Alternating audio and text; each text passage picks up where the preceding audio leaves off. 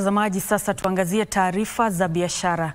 Wenye hisa katika benki ya Family wameidhinisha mpango wa benki hiyo wa kuanza kuuza hisa zao katika soko la hisa la Nairobi mwaka ujao. Baada ya kupata idhini ya wenye hisa, afisa mkuu mtendaji wa benki ya Family Nancy Njau amesema benki hiyo sasa itatafuta idhini hitajika kutoka Benki Kuu ya Kenya na halmashauri ya kudhibiti masoko ya uuzaji wa hisa kabla ya mwisho wa mwaka huu ili kuwasilisha hisa zake katika soko hilo. Yafuatayo ni maelezo zaidi ya taarifa hii na nyingine kwenye mkusanyiko wa habari za biashara. Family Bank ilikuwa na mpango wa muda mrefu wa ukuaji kupitia huduma mbili za benki kwenye benki moja.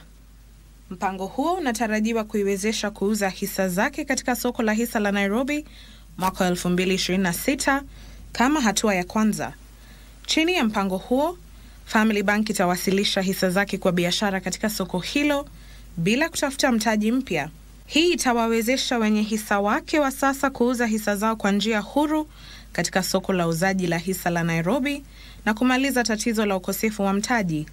Afisa mkuu mtendaji wa benki hiyo Nancy Njau amesema kuwasilishwa kwa hisa za benki hiyo katika soko hilo kutahakikisha uwazi na usimamizi bora, mbali na kuiweka benki hiyo katika awamu nyingine ya ukuaji wa biashara.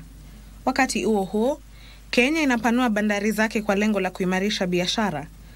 Katibu wa uchukuzi Mohamed Dagar anasema ujenzi eneo 19B la meli kutia nanga katika bandari ya Mombasa na ujenzi wa eneo jipya la meli kutia nanga katika eneo la uchumi maalum la Dongo Kundu unakusudiwa kuimarisha biashara.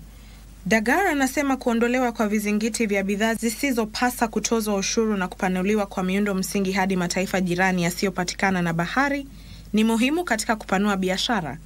We are deepening, straightening and strengthening existing berths that are there. We also want to put up additional berths that have been mentioned, berth number 23 and number 24, to ensure that logistics is seamless. Because if we don't do that, we will be congested.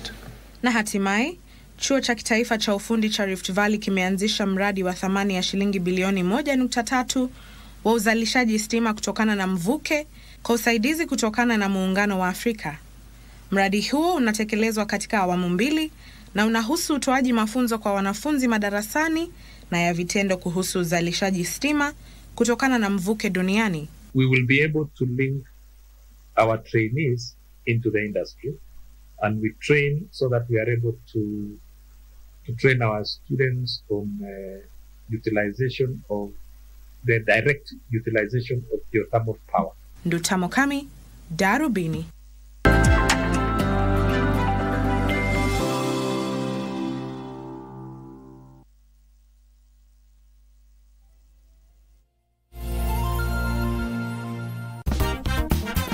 Menstruation is a natural and biological process.